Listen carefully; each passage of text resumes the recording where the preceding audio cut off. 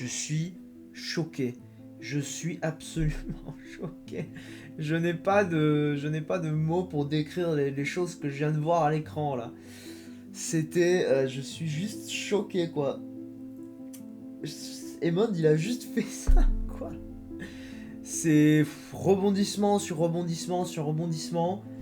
Et la fin, elle s'arrête pas. On a l'impression que ça va mettre les crédits, mais après ça passe à une autre scène et tout. C'était intense. Donc pour contexte, évidemment, il est 4h11 du matin. Je viens de finir de regarder l'épisode 4 de House of the Dragon saison 2 dès qu'il est sorti. Et c'était la danse des dragons, hein, la danse des dragons, comme le nom de l'épisode le laissait entendre.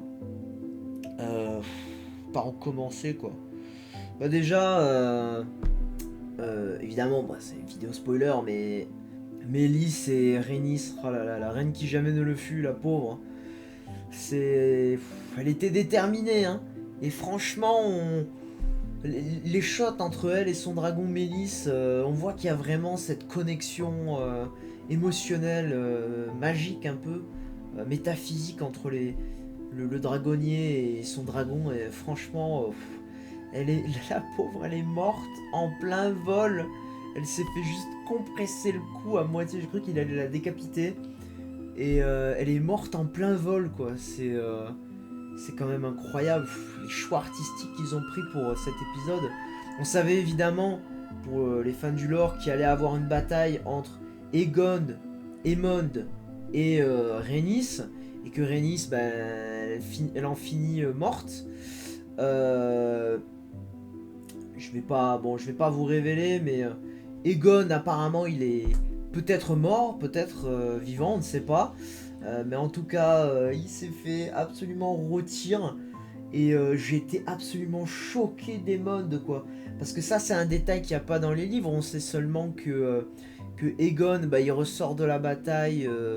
Enfin dans les livres, je dis pas que ça va se passer dans la série.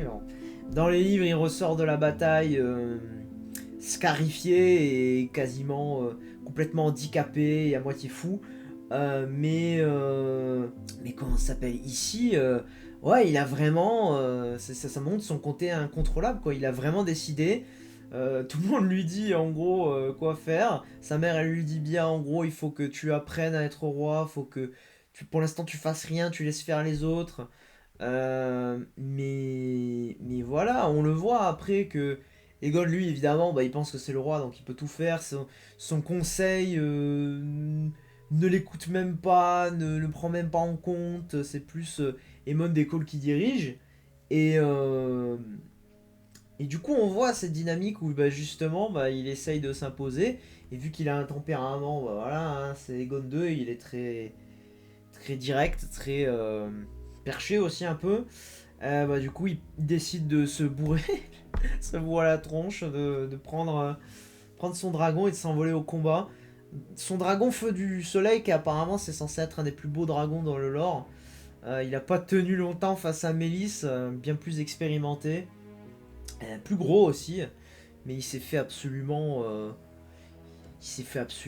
déchiqueter. Mélisse, Rhaenys a clairement gagné. Et là, alors déjà j'étais choqué parce que c'était très ingénieux la manière dont ils ont envoyé le signal à Aegon, enfin Aemond et Vhagar, qui étaient cachés dans la forêt. D'ailleurs, Vhagar, hein, qui se cachait très bien dans la forêt, presque la même couleur que les fourrés derrière, c'était franchement pas mal. Et cinématographie incroyable évidemment pendant cet épisode, mais oui, la manière dont déjà au début il voit son frère qui est absolument pas prévu, et pas prévu que le roi soit là, ils veulent pas risquer sa vie. Et au début, il a cette idée où quand il le voit passer, il dit attends Vhagar, parce que il se dit bon bah on va attendre que en fait Aegon il se fasse tuer quoi, il se fasse tout simplement tuer, ou il voit s'il se fait tuer, et après il arrive et il est celui qui a sauvé la bataille, celui qui rapporte la victoire, et en plus bah au final bah, ça va être lui le roi. Donc mais par contre je m'attendais pas à ce littéralement, il ouvre le feu sur son frère. Il a essayé de le tuer là. Il n'y a pas de juste milieu. Il a juste essayé de le rôtir vivant quoi. C'était, c'est même pas. Là, c'est ça que j'aime, vous voyez. C'est que là, House of the Dragon, ils ont arrêté de laisser de prendre les malentendus, les quiproquos. Là, c'est pas comme avec Lucerys. Là, il a voulu tuer son frère aîné, mais il a voulu juste le retirer. C'est même pas, par exemple, il y avait Mélisse ou devant ou quoi que ce soit. C'est-à-dire que ce qui est beaucoup de gens, comment ils interprétaient cette bataille, c'est qu'en gros, c'est Mélisse qui a blessé Aegon. Dans les livres, ils disent que Aegon est blessé.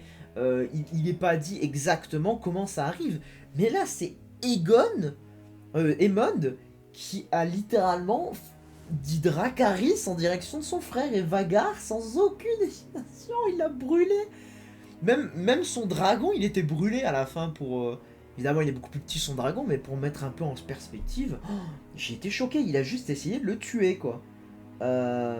Et à la fin, on sait pas si il rangeait son épée ou s'il allait carrément terminer son frère qui était au sol. Mais là, on dirait que Aemond, il va porter la couronne si ça continue. Enfin, je comprends que ce soit un roi plus compétent, mais de là à tuer son frère. En plus, son frère, il a un dragon, c'est pas stratégiquement. Enfin, voilà, là, il s'est tapé des délires. Là, il est pire que Daemon, franchement. Quand on disait à l'époque, oh, Daemon, ce serait un nouveau Maegor et tout. Mais Daemon, il a jamais tué son frère. Daemon a jamais ne serait-ce que levé la main sur son frère. Lui, il a essayé de le retirer, quoi. Ouais, c'est encore une fois, vous voyez, c'est la série qui prend des interprétations en mode... bah, dans le livre, il dit qu'il est blessé, mais on sait pas exactement comment ça s'est passé. Donc là, on vous montre une version où, en gros, bah, c'est Aemon qui a ouvert le feu. Et franchement, ça m'a choqué. C'est le truc qui m'a choqué de tout l'épisode, parce que je savais, évidemment, je connais le lore, je savais que le repos des Freux, ça allait se passer, je savais que Rhaenys, elle allait mourir. D'ailleurs, très émotionnel, hein, les scènes avec Rhaenys. Et on voit qu'en plus, elle a des chances de s'enfuir, de se sauver, mais elle ne le fait pas et elle préfère rester, se battre. Et on voit qu'il y a un peu une résignation, en fait. Elle se dit vraiment, genre, quitte à ce que la guerre commence, elle a pas envie de le voir, en fait. C'est Rhaenys qui a été, même plus que Rhaenyra, essayer de pousser la paix.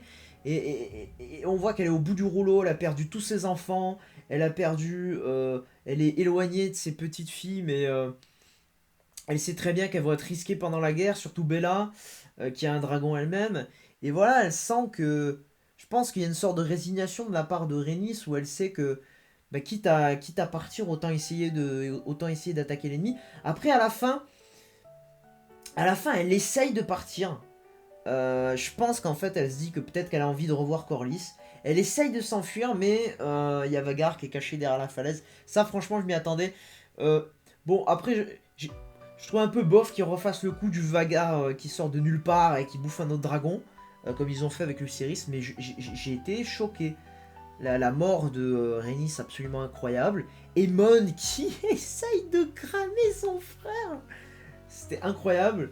Je crois que Gwyn Hightower, il est mort, hein, si j'ai bien compris. Je crois le squelette qu'il trouve... je suis pas sûr hein, là-dessus, mais je crois que le squelette qu'il trouve... Kristen Cole, c'est celui de Gwyn. Mais ouais, franchement, début d'épisode aussi très intéressant, mais là c'est la fin qui prend le dessus, ça c'est sûr. Hein. J'ai été choqué.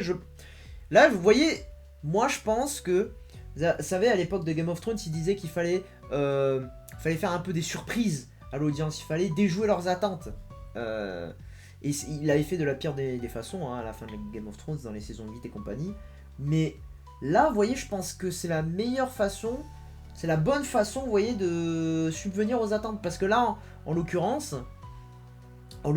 on sait ce qui va se passer au niveau du lore, mais on sait pas exactement comment ça se produit. C'est pas précisé si c'est Mélisse ou si c'est Aemond, sans le faire exprès, qui blesse son frère. Mais là, il a fait exprès, il a juste... moi, je pensais que déjà, le fait qu'il laisse un peu son frère aller au casse-pipe avant lui, ça, je trouvais que c'était fort quand même.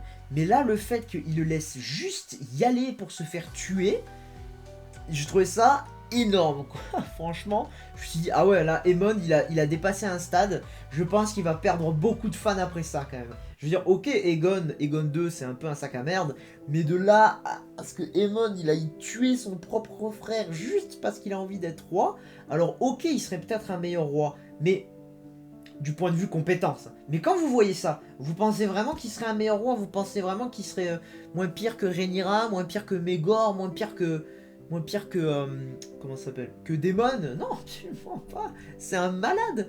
Là, il a carrément pété un câble, hein. Il a passé le stade où c'est plus, oh, je pose nu au bordel, comment ça s'appelle? Je vais pleurer dans les bras de ma catin un peu préférée. Ah, je suis un peu, je regrette d'avoir tué Lucerys et tout. Il essayait de flamber son frère. Alors, j'ai bien envie de voir comment il va justifier ça après, parce que tout le monde l'a vu, hein. Tout le monde l'a vu, hein. Les soldats, ils regardaient en l'air. Il n'y avait pas Mélisse, hein. C'est son frère, il a tiré. Il a ouvert le feu sur son frère. J'arrive toujours pas à y croire. Donc j'ai hâte de voir, je pense que l'épisode prochain ça va être un bordel à Port-Réal, hein, parce que les nouvelles vont remonter et ça va pas s'arrêter là, hein, franchement. Donc j'ai hâte de voir un peu la réaction du public face à ça. On voit que Rhaenyra c'est bon, elle est en mode ok faut faire la guerre, Alicent elle est en mode ok faut faire la guerre même si c'est pas elle qui contrôle, de toute façon elle est obligée, hein, c'est plus elle qui contrôle. Et ouais peut-être que ça m'étonnerait que Aegon il l'ait fait mourir là dans la série parce que on voit qu'il bouge un peu quand il est dans les débris. Mais attendez-vous à quelque chose de pas mal comment ça s'appelle, l'épisode prochain, parce que il a pris le feu de Vhagar en pleine face. Alors il avait comment ça s'appelle, l'armure en acier valérien d'Aegon le Conquérant. Donc peut-être que l'armure, vu que c'est de l'acier valérien, on n'a jamais vu une armure en acier valérien dans les séries avant. Peut-être que ça l'a protégé partiellement du feu, sauf que le visage il est ouvert. On a vu des soldats qui avaient littéralement leur armure qui avait fusionné avec leur peau, parce que vous savez ils ont été complètement, l'armure a fondu en fait sur leur peau, mais qui était encore en vie. Donc peut-être que c'est comme ça qu'Aegon il va terminer. Si vous connaissez le lore évidemment vous savez. Mais franchement, je pourrais pas avoir des pensées plus collectées là maintenant. Je vais vous faire une vidéo évidemment analyse dessus, sûrement plus dans l'optique de comment le repos des Freux se passe dans les livres, ce qu'on nous dit, et pour faire la comparaison avec la série. Là franchement vous voyez, encore une fois, moi je pense que c'est un changement que j'apprécie, parce que on peut ne pas aimer ce changement si on a une vision un peu plus du combat, en mode, parce que ça enlève un peu le fait que Rhaenys s'est bien battue, à le fait qu'elle ait blessé le roi. Mais là en l'occurrence, dans tous les cas, Aegon, si c'était un 1v1, Aegon il était foutu, hein. Mélisse, honnêtement, il lui a mis une direct, et il lui a ouvert le ventre, et il y a ces shots incroyables où il y a le sang du dragon qui tombe sur des hommes en bas, et de feu du soleil, et apparemment le sang est tellement bouillant que c'est comme de l'huile bouillante, il souffre. Et c'est très intéressant parce que le sang des dragons, c'est censé être du feu incarné, ils disent. Donc non, c'était un épisode incroyable. Les dernières scènes absolument incroyables. Je vais vous faire une vidéo analyse dessus, mais je voulais vraiment vous partager ma réaction à chaud. Je sais, ça se résume un peu à... Je crois pas que Aemond il ait fait ça, mais je pense que ça va avoir des impacts énormes sur ne serait-ce que la communauté, sur les personnages dans la série, même les gens du côté des Verts, ils vont se dire quel homme il est, Aemond, pour tirer sur son propre frère, essayer de l'assassiner. Je veux dire, ok, c'est un roi de pacotille, mais ils peuvent le manipuler, c'est déjà ce qu'ils font, ils ont pas besoin de lui, quoi. Donc là, c'est quand même, c'est du parricide de haut niveau, quand même, hein. Donc, on va voir ce que ça donne. Mais franchement, je suis absolument choqué de cet épisode. Et n'hésitez pas à me dire en commentaire ce que vous en avez pensé. Mais moi, il faut que j'aille me regarder des streams débriefs, là, parce que faut absolument que je me sorte ça de la tête, mais de la bonne manière, là. C'est un truc de fou. Donc sur ce, je vous dis à la prochaine pour une nouvelle vidéo. Et voilà, peace. Allez, bye.